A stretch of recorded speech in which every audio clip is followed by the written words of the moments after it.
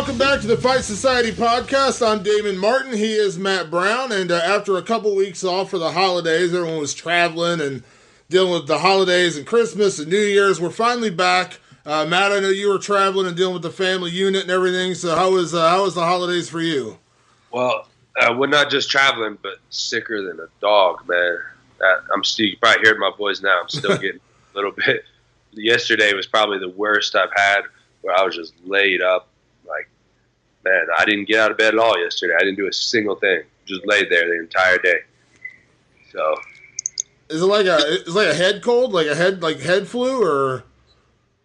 It was the weirdest thing, man. For like 2 weeks, it was just sort of sinus congestion. Didn't really stop me from doing anything, but just kept me from really working hard in the gym or really pushing myself, or, you know, maybe went to bed a little bit earlier every night, little things like that. And then all of a sudden that one day it just slammed me. And, you know, like I said, I'm still getting over it, man, but, you know, I'm ready for it to just get out of my system so I can get back to work. Yeah, that's the worst thing when you have kids too, is like you pass it to your kids and then it's like the kids pass it back to you. It's like this never ending cycle that you can't get rid of it. You know what I mean? That's a fact. Yeah, it's definitely flu season. It's that time of year. I know everyone has been getting into that. It's January now, so of course it's that time of year. Lots of snow. I'm actually driving to Cleveland tomorrow to hang out with Stipe. Obviously, he's got his big fight coming up against Francis Ngannou in a few weeks. And I've actually had two different plans of driving to Cleveland in the last 2 weeks, but the snow has stopped me from going. Like, every time I'll be planning on going, and then that day we get hit with a bunch of snow, and I'm like, dude, it sucks. Like, I can't, like, you drive to Cleveland, like, it's not a far drive, but you don't want to drive in, like, 6-7 inches of snow. No, Cleveland's the worst place in the world for snow. Cleveland, yeah. Buffalo, Syracuse, that whole belt up through there, man, the lake effect is just stupid, man. Yeah, well, right now, the lake, I guess, I was watching a report today, it's like 80% ice covered or something, like, 'cause it's been so cold here, like, it's been like a high of like 8 degrees every day, so like the lake is frozen, so the lake effect snow isn't as bad because there's no lake, like, it's all frozen, so it's actually a good time. So I'm actually going up tomorrow to spend a couple hours with Stipe before his fight in Boston, so. Right on. I'll get some good ice fishing up there, maybe. No, I will not be ice fishing. I will be driving to Cleveland and driving back the same day. I guess that's not really your thing, huh? Well, it's not so much it's not my thing. It's just like, I'm going up at like, meeting up with him at like 7 o'clock tomorrow night. So, yeah, it's middle of the week. It was like on a Friday or Saturday maybe, but like it's going to be a Wednesday. Like, like it's Wednesday afternoon. I got work, so. Right, yeah. I mean, you're definitely kind of a city boy too, right? Like, you don't like hunt or fish or anything, right? Or I've hunted. I'm not a big. I used to fish because my grandparents used to take me fishing, but I haven't been fishing in years. I used to go hunting, but I haven't been hunting in years either. I did it. I mean, I went deer hunting and stuff as a kid, but I haven't gone in forever. I've been living in the city far too long. Yeah, same here, man. It's hard when when I'm in the gym every day, and as much as I love doing that shit, I'd much rather be in the gym. There's nothing else I'd rather do, to be honest. Yeah. Yeah. That's what's hard, Like, it's just nothing else I'd rather do. People are like, man, you need to go relax. I'm like, yeah, I want to go to the gym and relax. That's my thing. That's what I do.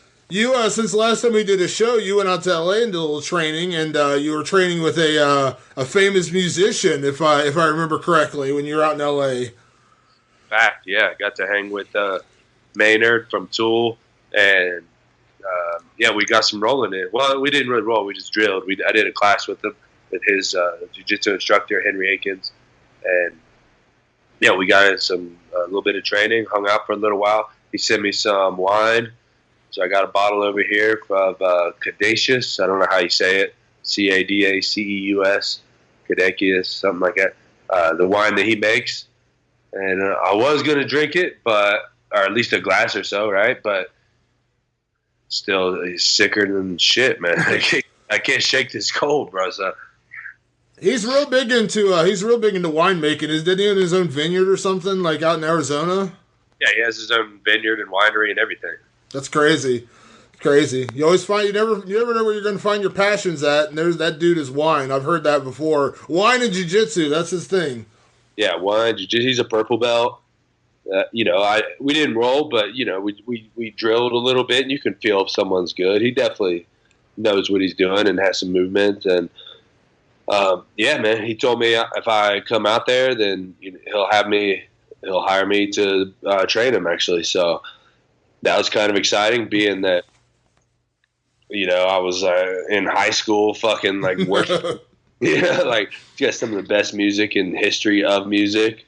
I'm not a gigantic Perfect Circle guy. I mean, I recognize the musicianship, but Tool, I mean, it's fucking just one of the best bands in history, man. Fuck. Yeah, they're coming out.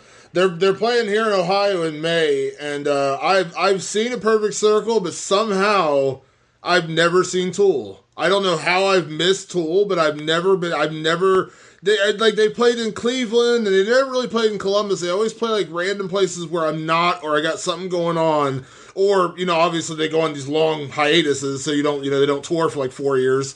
But you've never seen seen them. So like they're coming here in May, and I'm going 100%. Dude, one of the best shows you will ever see, no doubt. Yeah, I've only seen them once, so I can't say too much, but damn. I mean, they are so fucking good, man. Did you get the lowdown on a new album or anything? Like when you're in the middle of like tapping them out, be like, all right, Rear Naked Choke. All right, when's the new Tool coming out? Come on, what's going on? Yeah, I've asked him like every time I see him. Like, come on, man, what's up with the new Tool? He's he said he's ready. He's waiting on his bandmates, man. I guess they're kind of just procrastinating. Obviously, I don't want to be speaking for their situation, so I don't know exactly what's going on, but it sounds like Maynard's ready. He's just waiting on the rest of them. Yeah, they dropped that new Perfect Circle song a few weeks ago. I heard that. That's pretty good. The Doomed, or what I think it's called, the Doomed is what it's called, but it's pretty good. I like Perfect Circle, but obviously, like most people, I like Tool more. But anytime I get to hear him, I love his style of singing, and I love whatever he's doing. So whether it's Tool or Perfect Circle, I'll listen to it. Yep. Or Pucifer, whatever, any of that stuff. I always listen to whatever he's doing. So he's one of those guys. It's a lot of weird, like not weird, but I mean a lot of the like metal dudes are into jiu-jitsu. Like he is obviously our buddy Zoltan Bathory from Fine Finger Death Punch. Like he's big into jiu-jitsu. Like I know guys in the band Atreyu are big into it too, and my buddy in Taproot is big into jiu-jitsu. So it's like a thing. I don't know. Whatever happened to Taproot? They still tour around occasionally. The guy who's my buddy Phil, he plays bass for them. He actually lives in Cincinnati now. They're from Michigan. He lives in Cincinnati now. He had a kid, so him and his girl live down in Cincinnati. So I stay in touch with him. I talk to him pretty regularly. We're friends on Facebook, and we text every now and again when there's a big fight going on. And if I get down to Cincinnati, we hang out, like grab food or whatever. But he's living down there, and they still do shows. Like they did like a Taproot reunion show in Michigan not that long ago, like maybe like last year, I think, like sometime like in the middle of last year. But I don't know if they're doing like new music right now or not. Last time they were signed, I think they were on Victory, but I can't remember. I got you. Now, what's his name? Matthew Heafy from Trivian. He's also a purple belt. Oh, okay. Yep. He was on, I think it was a Josta's podcast, or he's on some podcast and talking about how he's really careful with who he rolls with, though, because he can't hurt his fingers. Oh, yeah, that's true. Yeah, he was really. I guess somebody hurt one of his fingers once. Like they tried to wrist lock him or something, and he's like, "Come on, man! Like I got to make a living, That dude is so funny. So one time years ago, when I was working at a CD store in Cincinnati, I got to go backstage and meet Van Halen, and it was. It was during the time when Gary Cherone from Extreme was the singer of Van Halen. You remember that? When it was like they got rid of Sammy and they didn't have David Lee Roth, they had Gary Cherone. But, it's a chance to meet Eddie Van Halen. Of course, I'm going to take that opportunity, right? So we go backstage and it's like a meet and greet for like all the record reps. So it's like, there's just it's like a cattle car. You just move in and you go in, take a picture, meet the band, and get out of there. You're not like hanging out with them, but still, it's a chance to meet Eddie Van Halen. So I go back there, and the security guy walks up, and he's just like, hey, okay, we're going to go ahead and, take your picture with the band. He's like, when you go up and meet Eddie Van Halen, and you shake his hand, do not squeeze.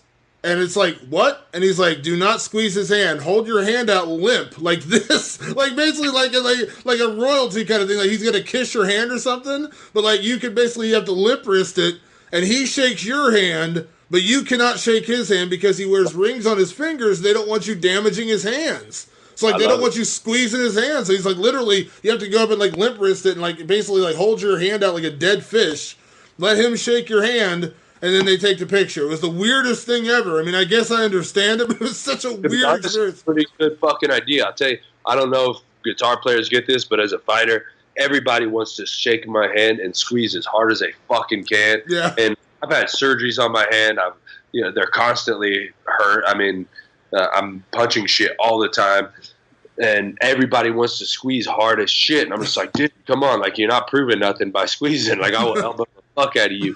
And or if it, dude, I learned my lesson. Never give anybody the knuckles anymore. No more knuckle bumps unless they're, under 12 years old.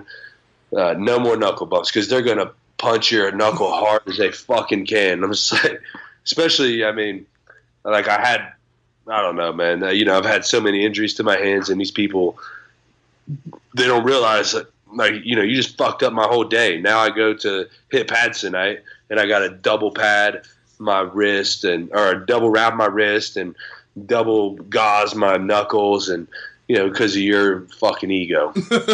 I think people realize how sensitive hands are. Yeah, well, they probably. I mean, I give him benefit of the doubt. They probably, he's a fighter. He's tough. He can. Really, it's like, yeah, it's not that I can't handle it, but I really don't fucking want to, bro. Prove I will fucking knee you right in your sternum, and it'll just be over. Then we'll see who's really tough. No, your handshake was awesome. Now let's see if you can handle my knee in your gut. Yeah, exactly. That's. So, did you watch the fights over the weekend? UFC 219, Cris Cyborg, Holly Holm. I know we talked about it a few weeks back. We've been off the air for a couple of weeks, but obviously we both talked about it. We thought Holly Holm had a chance. She stuck around for all 5 rounds, but ultimately Cris Cyborg got the win.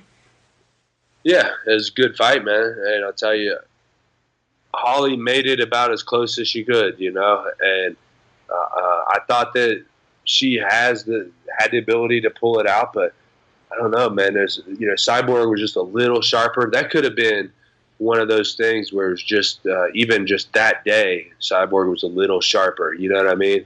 It was just enough, but it was consistently just enough. And you could tell the big difference when Cyborg, or when Holly hit Cyborg, it was like a tap, like a love tap. And then when Cyborg hit Holly, it was like every single punch you thought might be the end of the fight. So, Holly certainly would have needed a lot higher volume to make that to be able to give her the victory when you can't hurt someone. And I don't know if the size might have played a little piece in that. I don't know. Well, what I liked about it was Cris. I think Cris showed a lot of technique and skill, and not just like brute force aggression. Everyone gets so used to Cris just kind of overwhelming girls with her aggression or power, but she used a lot of technique in that fight. Like, she didn't just go out there and try to, just overwhelm Holly. I mean, I don't know that she could, because Holly's so good with her footwork and her movement and everything, but I thought Cris showed a lot of, like, diversity in that fight that we hadn't really seen out of her, in a lot of her title fights, because she just blows through people so quickly that you just don't really get to see a lot of her overall skills. But I think that fight, I think Holly brought the best out of her. I think you have to credit Holly, too, for taking those shots, too. Oh, yeah. I think Cyborg would have probably blitzed her had she hurt her more when she did hit her. But, it seemed that Holly threw very few combos, maybe, 5 or 6 of them over and over, particularly that straight left. And she kept blitzing in with that straight left over and over. And almost every single time she got caught with a straight right from Cyborg. And again, there was a big difference. Cyborg would get hit with a straight left sometimes, but she would come back with a right hand that was just, 10 times more powerful. So if Holly had more power or put more behind it or had some sort of answer to get away from that right hand, I think it could have been a different fight. Yeah, that right hand did a lot of damage. I mean, you saw the swelling on the side of Holly's face. I mean, her eye was busted up. By the end of the fight, her jaw was all swollen. I mean, she took a lot of right hands in that fight, and kudos to Holly for taking those punches. But man, she got beat up on that side of her face. Like, Cyborg put it on her, and I think Yeah, I think we get to see the best out of a fighter when they do get, that kind of level of competition. Because I think that was a big question with Cris because she's beaten so many people in a row that you wonder how is she going to react when it doesn't just go her way, when she doesn't just overwhelm an opponent, you know what I mean? And like she lost a couple of rounds in the scorecard. I only had her losing one round. The first round was close. I had her losing round 2 and then winning the other rounds. But even that, losing one round, you know what I mean? Like that's not something she's used to. Yeah, I gave Holly the first 2, even though I could 100% see it going the other way. But I did give her the first 2. First round was close. First round was close. Second round I gave to Holly, so I could see the first 2. Yeah, I gave them to her, but I think maybe if a judge gave them both to Cyborg, I wouldn't even. I don't think we'd even be mad about that. So it was way too close. But she was the only thing about that you're saying there is she was always Cyborg definitely found her timing more and more. And like I said, Holly didn't really switch it up much. She did the same combos over and over, and you could see Cyborg each round getting a little closer and her shots getting a little sharper and a little more crisp, whereas Holly's were it was the same thing from the first to the 5th. And I think you could see where Cyborg just started landing cleaner and cleaner and just started hurting her worse and worse. And I didn't really feel like it was a lot of adversity for Cyborg other than the only thing I think she probably wasn't used to, which alludes to what you're talking to, is when they did clinch up and Holly was controlling her in a clinch and keeping her off. And I don't think anybody's ever done that to Cyborg, at least that I can remember seeing. No, I thought that was really impressive. But the real question I have now is what do you do with Cyborg? I mean, Holly Holm to me was the toughest possible matchup. I mean, what do? Jermaine has to fight her.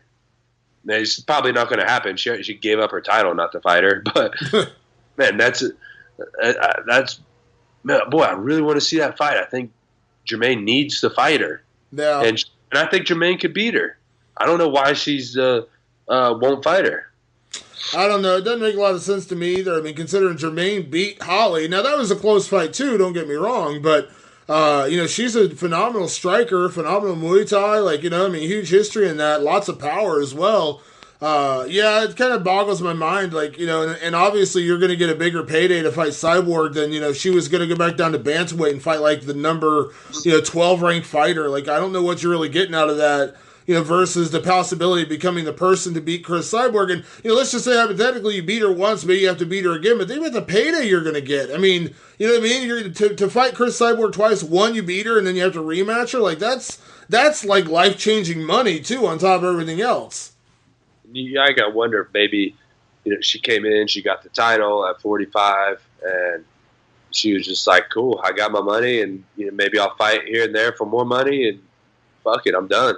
Yeah, it's just weird. And then, for Cris, it's at this point, if it's not Jermaine, I mean, I guess at some point it's got to be Amanda Nunes, right? I mean, that's the only other big matchup. I mean, I don't want to take anything away from Megan Anderson. She's a solid fighter. But, I think toughest challenge-wise is, because Amanda's a pretty big 135er. Maybe that somewhere down the road, but otherwise you're just going to be bringing in people because I don't know that anyone's going to be up to the level of a Holly Holm to really push or challenge Cris Cyborg. Yeah, Megan is certainly one of the other ones, but on the same thing, you bring her in and she fights for the title in her first UFC fight, and let's say hypothetically she loses, what do you do with her then? Yeah. Right? And then hypothetically she wins. She just came in her first UFC fight and won a title. And how good does that look? It's a kind of a tough situation. I think she needs to have a few fights, build her up a little bit, get her name out there, and then have her fight Cyborg, right? Yeah. Yeah, they should have, Cris said she's not going to be ready for Australia because her hand's banged up. And I always thought that was a little too soon anyway. So why not put Megan Anderson on that Australia card? She's from Australia. Find her somebody to fight, even if it is just one fight. But, put her out there. Let her get back in there, win a fight in the UFC, get her name out there, and then, maybe in July, you put her against Cyborg. At least it's one fight, At least you get her out there to let people know who she is in one fight, and then put her in there with Cris, because like you said, it doesn't really do much to have her in her debut, fighting Cris Cyborg when people don't really know who she is. She doesn't have any kind of Octagon experience. She has no idea what it's like to fight in the UFC. And you and I both know that's a whole other animal than fighting in Invicta. No offense to Invicta, but yeah, why not put her on that Australia card against somebody? I mean, find a warm body to throw out there against her. And assuming she wins, then you got your next title. You know, you got your next title fight. At least it keeps Cris busy for, you know, part of 2018. Yep, I'm right there with you, bro. I agree. You know, I think they need to get her somebody. I mean, they got to do something with that division, get some people in there. So, I don't know, maybe they'll do an Ultimate Fighter with the 45ers. Yeah, something. Did you see the controversy with the photographer on Sunday with Cris Cyborg? Did you see this on Twitter? I did. What'd you think of that whole mess? I don't know if you saw or not, but the UFC did end up banning the guy. They pulled his credential, and they said they're not going to credential him again. So, yeah, deservedly so. You can't say some shit like that. It's ridiculous. Yeah, I think it's my whole problem was this is, you know, because I did the initial post on Twitter about it, and my whole problem with it is that when you're the staff photographer, when you're the staff guy for anything, if you're the staff guy for Muscle Farm, you're the staff guy for Jackson's, you're the staff guy for Team Alpha Male, and you do something stupid like that, it just shines bad on the entire team. And if you saw on Twitter, I don't know how much you probably didn't pay attention to a lot of the aftermath, but like Derek Brunson came out. You know, he's part of Jackson's. He's like, this is not who represents us. Lando Venata, you know, retweeted my tweet and said, not my photographer. Like, that's what happens, because when you're the staff photographer of a gym and you do something stupid, it makes everybody look bad. You know what I mean? Like, you don't want to do that. Like, I know a lot of guys from Jackson Wink. They're not bad people. But when somebody does something like that that's stupid, it makes everyone else look bad. Yeah, I mean, it's just foolish of him to do that. He probably just lives in a little bubble and doesn't think that anybody's going to read what he's writing. And if they do, they'll laugh about it or something, and that'll be it. And obviously he was wrong, and he's probably really kicking himself in the ass for it right now. Yeah, well, like I said, I think it was the right thing to do. I mean, I said this the other day when people kept asking me, they're like, you know, what do you think should happen? I was like, I'm not advocating for anyone to lose their job. Like, I don't want to, you know, say this guy should get fired and things like that. I do think losing the credential was good, because I've been credentialed for the UFC for the past 14 years. And if I did something like that, a really dumb comment, I couldn't expect to keep my credential. You know what I mean? Like, I wouldn't expect them to make some exception just because I've been going there for a long time. Like, you do something stupid, you know, you got to pay the consequences. But I'm not even saying the guy should have been fired, but, you know, just, you know, apologize, and if it's sincere, move on. Even the apology he had was not very convincing. It was like he apologized and made excuses as to why he did it. And it's like, dude, like, you just keep piling on yourself. Like, stop. Just apologize and move on. I didn't see the apology. What did he say? He basically said, you know, it was a dumb thing to do. I apologize, but you have to understand, on the way back from the fight, you know, I was in the fighter bus and we heard Cyborg call Holly a bitch. And, you know, she was talking about, you know, how she didn't have any power in the clinch. And, you know, she was talking within her team. Like, Cris was talking, apparently. Cris was talking like members of her team in the bus. And he was, like, listening to their conversation. And that's why he got so pissed off. And I'm like, okay, so you're eavesdropping on a private conversation, for one. And two, that still doesn't excuse you for making a jackass move. Like, you know what I mean? Like, you, in that kind of a situation, you want to be bigger than the other person, right? Like, you want to, you know, you want to rise above that. And that's why I said it's a big deal, because he represents the gym Holly comes from. Now, I'm quite sure Holly probably didn't agree with what he did, but when you're the staff photographer for Holly's gym, you're shining badly on Holly too. Yeah, and he's talking about responding to a private conversation with a public comment. That doesn't really make any sense. Yeah. I mean, it's bullish at best. Well, see, I think because a lot of people were hitting me up and saying, you know, stop being a social justice warrior. And I said, dude, I understand. Like, I think we are, like, as a culture, way too oversensitive about things. Like, I agree with that.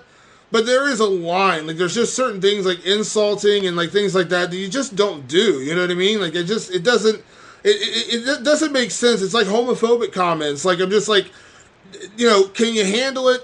I understand that, but, like, just don't do it. Like, how hard is it not to use certain words? Like, it's not that hard.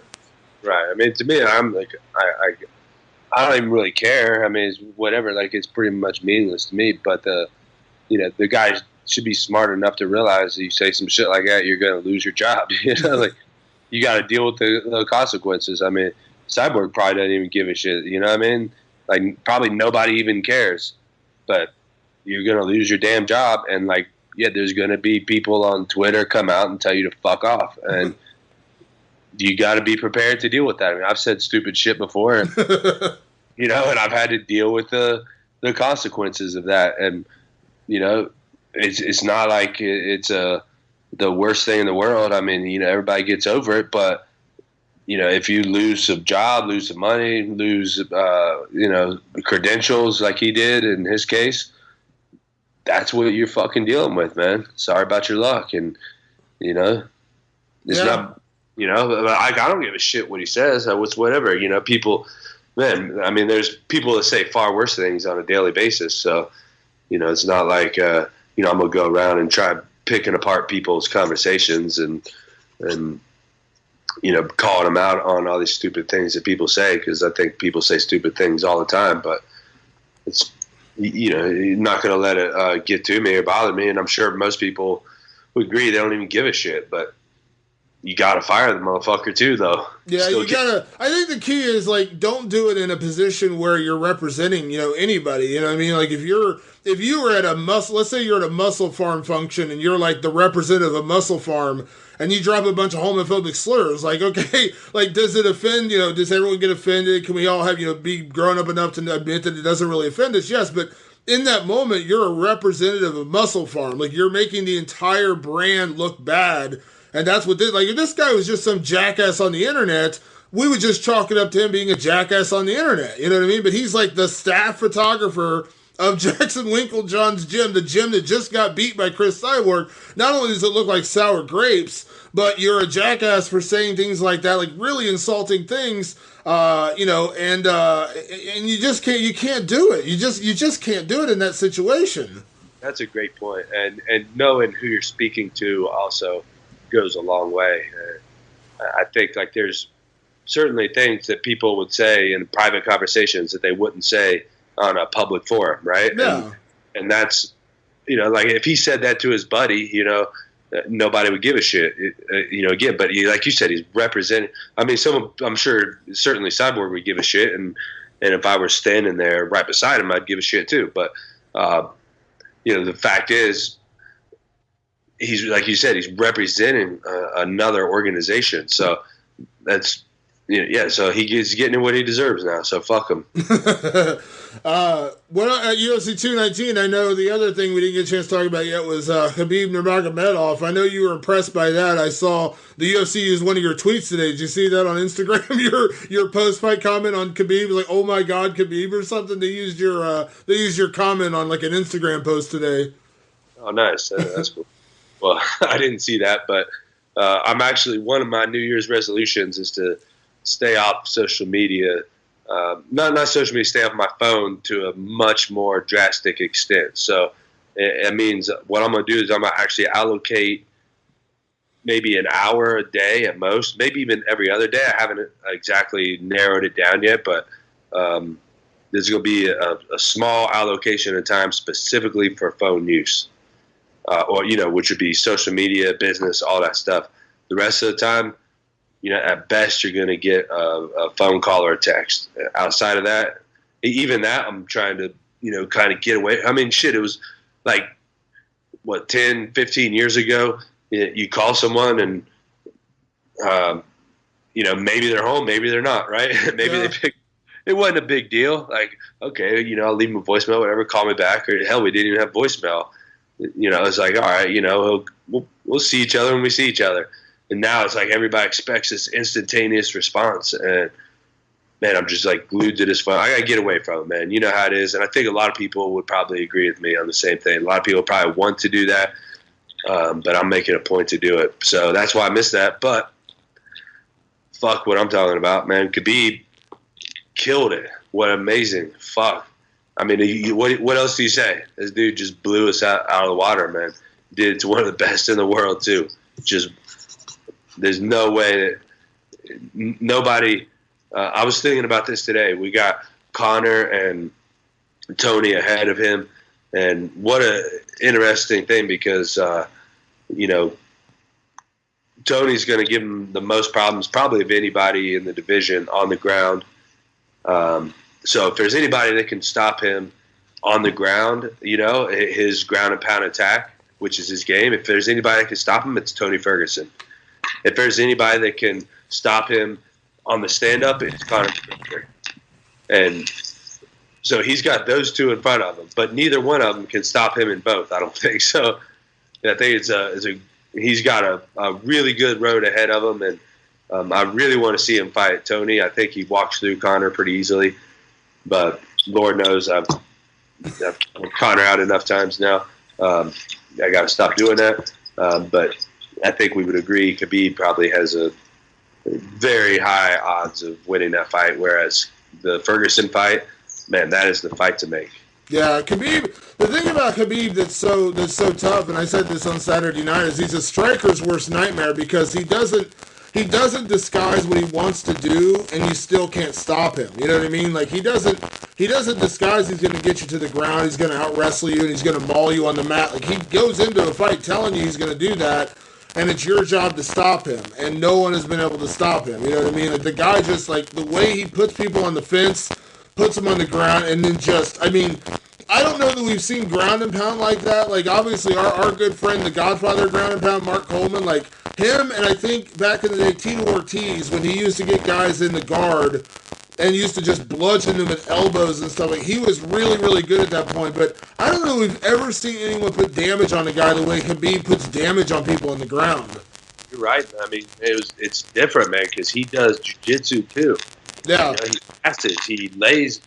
he smashes your knees. He, pushes your feet to the side. He crunches you up in a ball. He doesn't sit and guard. He postures up. He stands up over you. He grabs your wrist behind your back. He locks you down. He lets you make moves. He lets you progress towards thinking you're going to stand back up and drags you back down without using energy. I mean, those guys, Tito, Coleman, there's been a lot of good ground and pounders. Those are the two that obviously come to mind at first. But, these guys were sitting in guard, pounding you and throwing elbows. And, their techniques became outdated, right? Like, John Fitch was one. He would hold everybody down, but not really able to pound them because he was, he would work, and he didn't really pound guys a whole lot. Khabib does it all, man. We haven't seen no one like him, man. Khabib does it all. Yeah, he's a beast too, man. Like, and he's so strong. And then we saw, like, in the second and third round, like, he stood with Edson. He didn't necessarily hurt Edson on the feet, but he didn't show fear of standing with Edson. And Edson's one of the most dangerous strikers in the sport. I mean, he threw that wheel kick in the third round and landed it, kinda, you know what I mean? But Khabib just brushed it off, pushed forward, and, like, it's, like, ridiculous, like, the way this guy just kind of, like, breaks people. Yeah, well, he stood with him once he already had him gassed out. And, Well, no, that's what I'm saying. Like, he knows how to do that. Like, he beat him so badly in the first round that there was nothing he had, like, he didn't, like, at that point, he knew he had no fear of what was going to come after that. Yeah. Because in the first round, Edson, at the beginning of the first round, looked really good. Mm-hmm. But, man, I wonder, as a striker, I've tried sort of this game plan that Edson followed, and this is why I probably should have known. I when I made my pick, but I counted out Khabib because of his ring rust, really. And I thought Edson would be able to stuff his takedowns a little better, and that first round would kind of be more of the story of the fight. The beginning of the first round, about the first minute and a half, and all these strikers. When are we going to get away from this? We got to learn how to grapple better, man. We always try this kind of footwork thing and stay away from your opponent and punch him and move so he can't grab you. But, man, that just doesn't work too well. Like you got to be able to grapple with the guy, and you got to be able to wrestle with him. And this kind of, punch and move thing just doesn't work, man. I think it's been proven. That was kind of what I tried against Maya. It didn't work. Probably other fights too, I'm sure. I think you see it pretty commonly when it's striker versus grappler, and the only time it works is when you out grapple the grappler. Yeah. When you grab him and stop his takedowns. When you holly home, put him against the fence. Like she did Cyborg. Cyborg wasn't able to gain takedowns. She just wasn't able to outstrike her either. But that game plan just isn't working anymore. Well, that's why I think, in the UFC, Tony Ferguson is by far the toughest matchup for Khabib because he is a phenomenal striker. His boxing, we saw what he did against Dos Anjos for 5 rounds, which is ridiculous, all on the feet. And then, what he does on the ground with his jiu-jitsu, with his wrestling, he's got a sick, his Darce choke is one of the best moves he's got. He catches guys coming in. He's got a phenomenal triangle. We saw him use against Kevin Lee. So, Tony's the guy. Tony's the toughest possible matchup for Khabib, and that's why I want to see that matchup because Tony presents problems for what Khabib does very, very well. And don't get me wrong, I want to see Conor against both those guys, but I think stylistically, Conor has a better chance against Tony than he does against Khabib, whereas Tony, I think, has a better chance against Khabib. You know what I mean? So I want to see all those fights. But no offense to Conor, I want to see Tony and Khabib more because stylistically, he presents a bigger problem to Khabib than I think Conor does. Yeah, I totally agree with everything you just said, man. I'm with you, man. I want to see Khabib and Tony because, and I want to see Conor fight both of them, but, I wouldn't pick him to beat either one of them. Maybe Tony would be, like you said, he's got a better chance against him. So, man, what a great division right now. Very exciting. Very so many different things could happen. It could go so many different ways. They need to have a one-night tournament, round robin, Khabib, Tony, and Conor. Yeah, it's crazy when you think about it because lightweight's always been a really good division, but it's always kind of crazy to see how things change so quickly. What is it? Where were we at? 2 years ago, year and a half ago, Rafael Dos Anjos was champion. You know what I mean? And how much has changed since? Eddie beat him, Conor beats him, and now you got Tony's on a 10-fight win streak. Khabib looks unbeatable. It's kind of crazy how quickly things change in such a short period of time. And I think I've said for a long time, and I still stand by this. Something Tyron Woodley says a lot. I still think welterweight is an overall tougher division to navigate than it is at lightweight, but I think lightweight's very deep, and it's not easy to get where you're at in lightweight either. I've always felt like welterweight didn't get enough credit for how tough it is, because I know lightweight always gets credit as the toughest, deepest division in the sport, but I think welterweight is tougher 1 to 10 than lightweight, because I think 1 to 5 at lightweight is tough, you know what I mean? It's kind of like light heavyweight, to get into that, even Justin Gaethje, what he just ran into, he was a top 10 guy, he ran into Eddie Alvarez, Eddie beat him. You run into Khabib, Edson Barboza was number 5, run into the guy number 2, you're probably not going to beat him. I think it's a little different at welterweight. I think the number 3 guy, Damian Maia just lost to, Colby Covington. Look at Darren Till, what he did to Cowboy. 1 to 10, and obviously you've been a top 10 welterweight for a big part of your career. There's not a lot of wiggle room from 1 to 10. When you were ranked 5 or 6 and you fought Robbie at number, you know what I mean? That was a pretty damn close contest. The gap is a lot smaller at welterweight, in my opinion, because I don't think if you took the number 10 guy, and I don't want to be offensive, I think it's Gunnar Nelson or somebody like that, but if you put him against Khabib, I think Khabib would be a massive favorite, you know what I mean? But I don't think you necessarily get that at welterweight. If you took Darren Till right now, number 7, and you put him against Dos Anjos or you put him against Robbie Lawler, I don't think the gap would be that big. He might lose, but I don't think you could say that it's going to be he's going to be a 4-1 underdog. You know what I mean? Yeah, it was a very interesting way to look at it. I never really thought about it. I always thought of welterweight as deep all the way back in the 20s, when you go through that. Even when you get into you get to other organizations. Look at welterweight at Bellator right now. Those are all top 10 UFC guys, you know what I mean? So, we're deep as it gets, I think. But, I guess I don't look enough at the other divisions because welterweight is my division. But think about Douglas Lima, who's the Bellator champion. He's got a fight coming up against Rory McDonald, which is a fucking hell of a fight. And I talked to Douglas last week, and I said, I know MMA math is stupid, but, you have to use it a little bit when you talk about other organizations, because unfortunately, we're not going to get Douglas Lima against Tyron Woodley. We're just not. But I said, if Douglas can go out and beat Rory convincingly and do what he's done, I mean, you could conceivably say that, he's knocking on the door of that number 1 ranked welterweight, considering the last guy to dismantle Woodley was Rory. I mean, I know it doesn't work because Rory ended up losing to Lawler and he lost to Wonderboy, but I'm just saying, like, you could make that argument that Lima deserves to be in that conversation. Then you could also make the argument say Ben Askren deserves to be in that conversation because he mauled Lima when they fought. So it's like, I mean, you can't discount these other organizations either. The welterweight division at the UFC is still the gold standard. Don't get me wrong, but there's some deep. I mean, welterweight's tough outside the UFC too.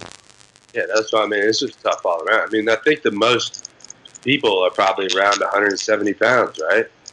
It's like the average weight. So we got the largest pool of people in the world to pull from. That's how I look at it. Yeah, I might be biased, but well, I mean, you've been in it. You've been in the thick of the welterweight division. You know what it's like, man. There's no easy fights. I mean, there's no 1 to 20. I mean, there's just not. I mean, look at Santiago Ponzinibbio. That guy came out of nowhere and he knocked out Gunnar Nelson. You know what I mean? Now he beat Mike Perry. He's the top, 7-8 guy in the world. But that guy kind of came out of nowhere because he lost to Lorenz Larkin.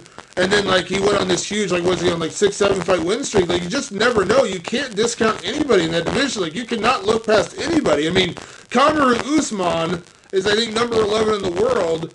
And no offense, but I would probably pick him to beat probably 5 or 6 of the top 10 guys right now. Like, that guy's a beast, and he's not even in the top 10. And then even, Darren Till, he came in. What was Cowboy ranked at the time? 6 or 7, I think? 6 or 7, and Till wasn't even ranked. Yeah, wasn't even ranked. Comes in, never even heard of the guy. Comes in and just, whoops on him. So, and made it look easy too. I mean, that's what you're dealing with at welterweight and probably at lightweight too. I don't know as much about 185 and especially the big guys. It doesn't seem as likely, but man, at welterweight, like I said, you could have a unknown guy in another organization come in and just dominate, man. It's crazy. So that's what makes it MMA crazy, though. That's what makes it exciting, man. Is you just never know who's going to win. So as a welterweight, as a guy who fights in the welterweight division, what do you think should be the next title fight? Is it Woodley and RDA? Is it Woodley and Colby Covington? What do you want to see as a welterweight with an invested interest in this division? What do you think of the current title picture? I think RDA totally deserves it. You think so? Yeah, 100%. I don't think Colby's even close, really. I mean, of course he beat Maia, but people are really talking about him because of his mouth. Not because of, and his mouth isn't even that great, I don't think, but really because of his mouth, not because of his performance against Damian Maia. That's an old Damian Maia, I think, and matchup wise, I mean, he got outstruck by Damian Maia. That's nothing to be proud of, in the first round. So, yeah, I don't think it. I don't think that was impressively enough of a win. Yeah, it's tough, and it's like, with RDA, like, he beats Lawler, which was a really impressive win, but then you wonder, we are in the age of a sport where it's like you got to sell a fight. How much interest is there going to be in an RDA Tyron Woodley fight? Like, I don't think there's a lot of interest from like it's arguably the best fight you can make. For sure, if you look at it from an interest standpoint, I mean, Colby's going to sell a fight a lot more, but damn, I mean, at some point you got to look at who deserves what too. And RDA has 100% earned his spot. I mean, he's former lightweight champion. He should already have some sort of, I don't know, some bias towards him already before, as soon as he comes into the division, just for being a former champion in another division. Yeah. I think there should be, some leniency towards him already. And beating Robbie, I mean, and he beat him impressively too. Beat him very well. Beat him in his own game. Well, see, here's the thing I said about this, and I want to go back to UFC 219. What did you think of Carlos Condit's performance? And you'll see where I'm going with this in a second. What did you think of his fight with Neil Magny? I don't know, man.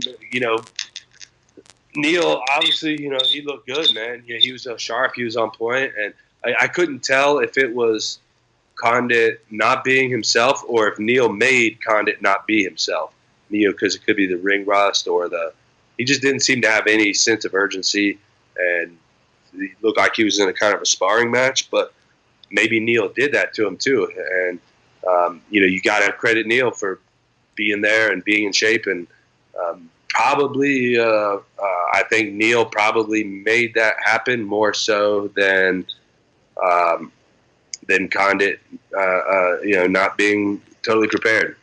So if you give Neil a title shot, I wouldn't even hate that. I mean, he just beat the former champion. He beat another former champion and Hendricks. He beat Gastelum and Lombard. I mean, he's got a hell of a resume. And, he lost to Maya, and I think he lost to Dos Anjos. He got tapped out by Dos Anjos earlier this year, or last year. Yeah, that was who I was thinking of. So that's, that sets him back big time. But, man, that's why I give the credit to give the title shot to Dos Anjos 100%, I think. Yeah. Here's my thing with Condit's performance. I think it's a little bit of both. I think Magny's so underrated. The guy just continues to come out there and shine in those moments, so you can't take that away from him. But I did think what we saw to Carlos was he was a little tentative, you know what I mean? He wasn't putting together his combinations. He wasn't as explosive. And obviously part of that could be because of the ring rust. Obviously, been out for almost a year and a half. But I also think, and I said this on Saturday night and I stand by this, I truly believe if you look at Condit and you look at Lawler since their fight, basically 2 years ago now, I don't think either guy has been the same since that fight. Now, you can look at Lawler and say, he changed camps. He's not an American top team anymore. Maybe there's something there with the coaching. It's just not the same. I get that. But I think part of it is I think they really I think they left a part of themselves in that fight and it never came back. Because you saw Condit got rocked by Maya in that fight. And Condit always had one of those incredible chins where he could just not get rattled by anybody. And Maya hurt him with a punch on the ground. He rattled him with a punch on the ground. And no offense to Damian Maya, but he's not he's not Khabib throwing power punches on the ground. And then you look at Lawler, he just hasn't, he didn't look great in the Cowboy fight, and he didn't look great in the Dos Anjos fight. You just wonder, Yeah, and you have to take into account, they had a war for the ages, and these guys, the way they fought, man. Maybe that's all right, and maybe they. Maybe they left too much themselves in there. But at what point do we start giving Neil the credit he deserves, right? At what point do we say, look, Condit, he's had the time to recover and he came back and, I didn't think he fought with any sense of urgency, and to me that was his kind of downfall. But at what point do we say, look, man, Neil just beat the guy? Oh, I think it's both. I mean, I think you can say that Condit was, Condit didn't look his best, but that doesn't mean that Neil didn't just take him out of his game. I mean, Neil beat him 30-27. It's not like it was a close fight or it was, a split decision. Neil dominated, what I mean? And that's what you're supposed to do. So that's why I said I think it's both. I think Neil fought a great fight. And I think Condit just, I just don't know that Condit's the same guy he was 3 years ago. And that's not taking anything away from Neil. Neil could have still maybe beat him on his best night. You know what I mean? Neil looked good. But I just wonder, what is, it just didn't look like Carlos Condit in there. Yeah, it looked like he was sparring, and he just looked like old, right? Old. I don't think there's a better way to say he just got old. You see it in fighters all the time. Not so much MMA, but in boxing, you see it all the time. Fighters get old, in one fight. And to me, that we've seen that in Condit. But I've been real torn because I'm like, man, I think I don't want to take any credit away from Neil, man, because maybe Condit was totally on his game. Maybe he was actually really, maybe it was the Condit of old, and Neil just shut everything down. Though, I mean, when you look at that fight and everything Condit threw, Neil immediately had an answer and immediately shut it down, and that was the story of the fight. Condit got nothing off of significance without it being shut down by Neil, and I would like to see Neil kind of go for the finish a little bit, and I think that would really do a lot for him to really push hard for a finish and really, just open up more, because he always just wins every round, and I think if he'd really open up, I think he'd get a lot more hype behind him. Neil, it's funny because Neil is still the most underrated guy in that division. But every time he gets these big wins, he beat Hendricks, he beat Condit, he beat Lombard, he beat Gastelum. But then right when you think he's going to get to that point where he's getting a title shot, he has the Maia fight, and then he had the Dos Anjos fight, and he had the Lorenz Larkin fight. It's because I think Neil is good enough to contend, but it's just he can't quite get over that hump. He has that he has those amazing, I think he has those underdog performances where he's so great, but then when he's right on the cusp of getting that title shot, something just kind of goes wrong. Because I think Neil is arguably one of the toughest matchups in that division. No one, everyone wants to call out Neil, but you don't really want to see Neil standing across from you from the Octagon, because that dude is insanely tough, and it's just a bad matchup for a lot of people, especially in a 5-round fight, when we saw Gastelum, his cardio, his conditioning is ridiculous, but Neil kind of runs into that brick wall. He's had those 3 fights I talked about where it's right there, and then he just kind of runs into that wall a little bit. Man, Neil has another level of conditioning. I train with the guy, man. I've seen it. He has a level of conditioning that, man, it's crazy. He's got a level of conditioning not seen very often, that's for sure. Yeah. A lot of guys, a lot of places. I've been all over. I've been in the sport a long time. His level of conditioning is one of the best I've ever seen. And he doesn't actually cut a whole lot of weight to make 170. It's not hard for him. I think that goes a long way, and he's strong. Still, he's usually, if a guy wouldn't be cutting that much weight, you would think he's weaker, but he's not, man. He's just as strong as anybody. So what do you think happens to Condit now? You think Condit keeps fighting? Do you think he, what do you think? Because that's, when you come back after, being out for that long, and you make a big deal about coming back, and then you have a pretty tough loss, I don't know, I wonder where his head's at. I mean, I can't get in Carlos's head to figure out where he's at, but you wonder, what's next for him? Yeah, I agree too, and I guess we'll hear from him, and we'll see. Maybe he needed one to shake it off, and that'll fire him up, and he'll come back and fight better. Who knows, man? I guess we'll find out. Maybe it's time for me and him to lock horns again. Dude, I didn't want to say it. But I was going to say it. You knew I was going there, right? I knew that's where you were going. Come on, man. Bring it out. Bring it out. Come on. I know you'd still fight with Carlos Condit. Come on now. I know you've been doing interviews for a long time, and I've been interviewed a million times. I can see how this shit works. But I'd love to, man. I got so much respect for him. So, of course, I would love to. And, we were supposed to, everybody would want to see that fight, and it was supposed to happen before. So, yeah, we'll see what happens. It's funny you said that. I think I talked to you last month, and I was talking to you. I think I got because I put up a thing about being at the fight in Sacramento when Joseph fought DJ. And I put up weigh-in pictures and stuff. I was like, oh my God, it's 4 years ago or whatever. I think it was 4 years ago. And it reminded me because that was the card you were going to fight Condit on, because that was the co-main event originally.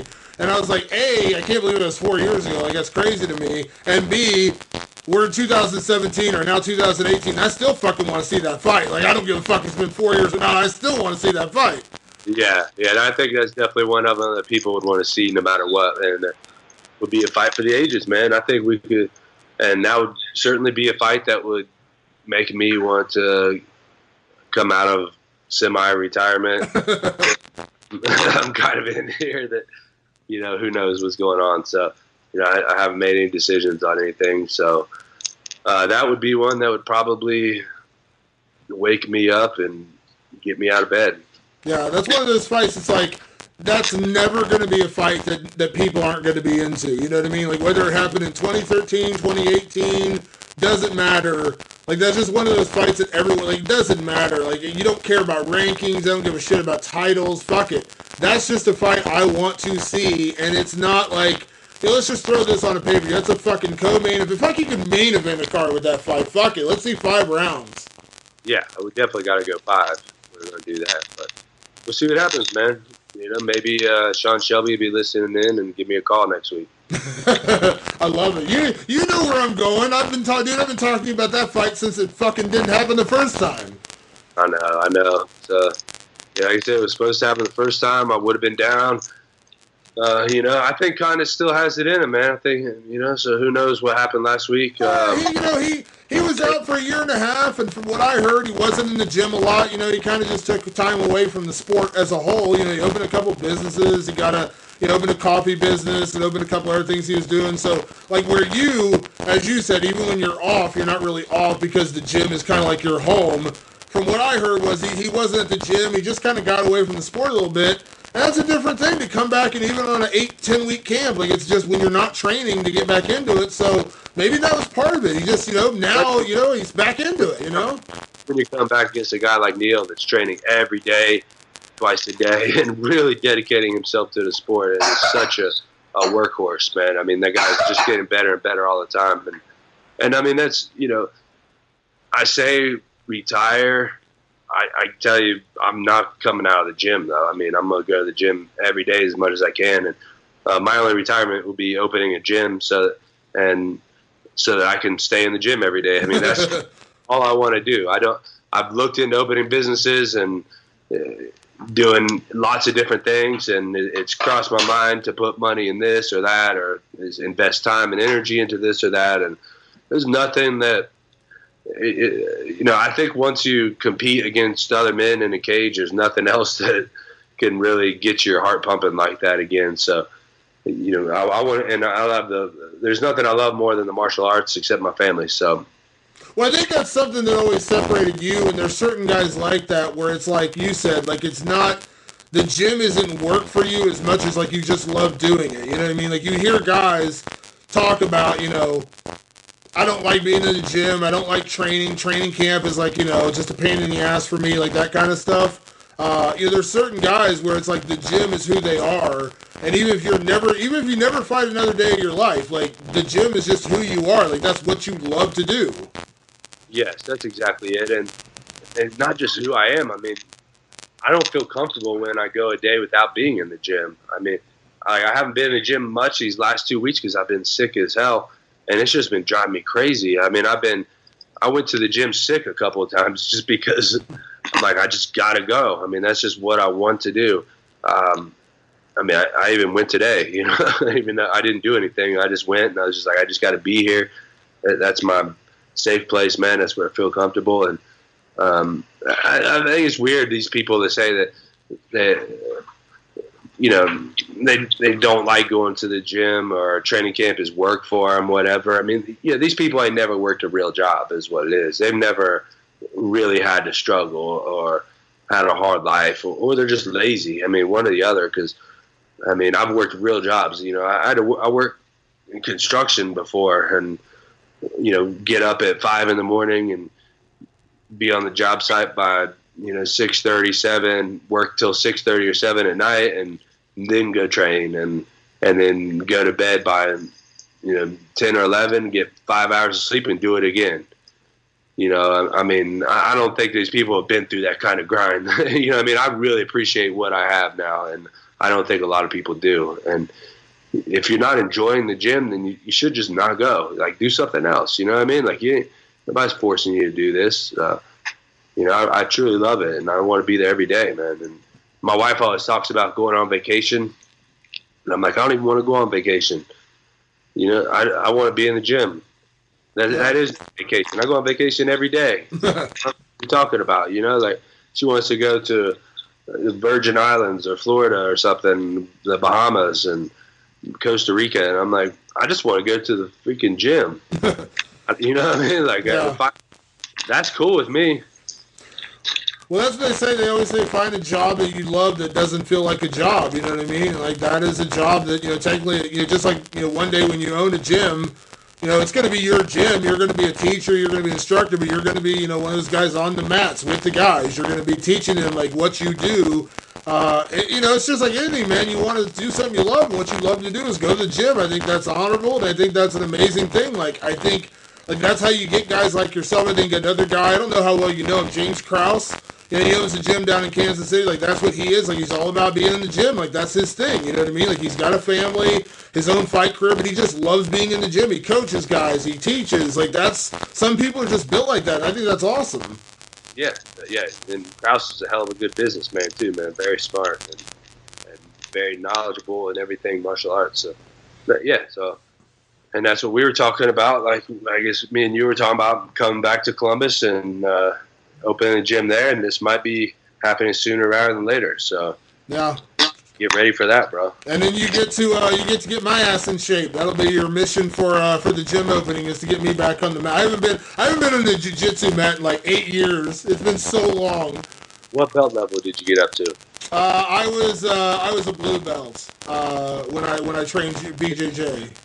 Here's what we'll have to do to get you guys the motivation. We'll have to have a match between you and Loper in I don't know, 6 months, right? And so I'll have a trainer for you and a trainer for Loper, and you guys have 6 months, or maybe I'll train both of you or something, So we'll figure something out, and you guys do a match, and we'll have maybe a powerlifting contest, see who got and jiu-jitsu. Just between you and Loper. The Fight Society. The Fight Society. I'm in the Fight Society competition. I like it. You be the moderator, and it's me versus Loper. Yes, I love it. No, that's like, I think that's the thing. Like, when I was in Cincinnati, when I lived down there, like, I used to spend a lot more time in the gym because, like, I knew the people, and I had fun. Like, I knew everyone I trained with and stuff like that. But since I moved to Pittsburgh, didn't really have a good experience. I don't want to throw the gym under the bus that I trained at, but I didn't really have a good experience there. And then since I've been back in Columbus, you were training here, but like I saw, you were kind of hopping around a lot of different places, like, you know what I mean? But like, if you opened a gym here, it would motivate me to get back in the gym more, because like I would trust in your, you know what I mean? Like, you have to have trust in somebody that's like teaching you. You know what I mean? Like, I would trust you to teach me. I just can't do, you can't do that with everybody. Yeah, and that's the hard thing, man. You got to have the right culture, man. That's the biggest thing. And I think there's a lot of gyms that kind of overlook that part, and they just look at the technique, and they just look at, whatever curriculum, or whether they're doing, affiliated with this class program or this instructor, and, the lineage and, all this kind of shit. And then their culture sucks. I mean, first and foremost, man, it's all about a culture. It's all about having the right people. I mean, I have a gym, I plan on turning people down. You know what I mean? Like, if there's people that don't fit into what we're doing and aren't a part of that culture, and they're not promoting the environment that needs to be promoted, and which is an environment and a culture of growth and strength and honor and discipline, all these things that are important. And there's too many people that just want to just get a quick buck, and just pay your membership and get in here, and we're going to sell you the next program, and we're going to affiliate with this and this, and it's all bullshit, man. Like, we're just going to start a real culture, and I want to get that culture deeper and deeper as the gym grows, and that's really I think that's really how champions will end up coming out of the gym too. Yeah, well, we need it. I mean, that's the thing about this area, man. There's a lot of interest in MMA, a lot of interest in training, but there's just not that kind of next level gym in this area. And we've talked about off the air, but you got Strong Style in Cleveland, which is amazing. What Stipe and Marcus Marinelli, those guys have done, but. For people that don't live in Ohio, like, Cleveland's 2 hours away. It's not like you can just commute there. I'm not kidding. We talked about at the start of the podcast. Like, I've had 2 different trips where I was supposed to go hang out with Stipe, just ruined by snow, because a 2 hour drive to Cleveland when it's shitty weather out, like, it's not easy to just go back and forth. It's like, you need something like, in Columbus. Like, we don't have anything like homegrown here. We need that gym here in town. Like, I think it would be huge. And, I think wherever you set up, you'd be successful. But I think, homegrown here would be perfect. Yeah, that's exactly it. And that's where I want to be, man. That's where I want my kids raised. That's where I was raised. So I think it works out perfect. And Strong Style, we would certainly affiliate with them and send guys up there, and their guys can come down. I'm good friends with all those guys. And you trained there. You trained there for a little while, right? Well, I mean, on and off. Yeah, I mean, I've trained there for years. I mean, like I said, I'm good friends with all the guys up there. They all follow the West Side Barbell system, so they come down to West Side. And we go up there with Louis and the whole West Side crew, and so I mean, it's all everybody there, the whole world between Strong Style and everybody in Columbus and my crew in Columbus, everybody's really close. So that would absolutely be a good thing there. Yeah, absolutely. All right, we're going to wrap up for today, man. Obviously, we're going to get back into action next week. We got the card in St. Louis coming up. You got Jeremy Stevens fighting Doo Ho Choi next weekend. Paige Van Zandt making her debut at 125. Then right after that, we go into Boston, of course, which is Stipe and Francis Ngannou and Cormier and Ozdemir, which I'll be at that fight in Boston. We got some big fights coming up this month. Sweet. Let's break them all down before they happen. Let's do it this week. Absolutely. All right. Hey, everybody, make sure you follow us on Twitter. Matt will not be checking Twitter very often, but you can still follow him on there at I Am The Immortal. I'm at Damon Martin. Make sure you hashtag us when you reach us on for the Fight Society podcast. Just hashtag Fight Society. Hit us up on Facebook as well. And we'll be back next week as we talk about the St. Louis card. We start getting ready to preview Boston. And, whatever the hell else is going on. We got to get some more metal talk. So, yeah, we'll talk more about that next week. Loper will be back with us next week. Obviously, he's still on vacation. I think Loper's had like a 6-week vacation, I'm pretty sure, at this point. So I think he's back this week. So we'll get him back on next week, too. That's why we got to get Loper back in the gym. And he won't be needing vacations either. I love it. All right. Thanks for tuning in, everybody. We'll see you next week. Fight Society Podcast. We'll see you then. Later.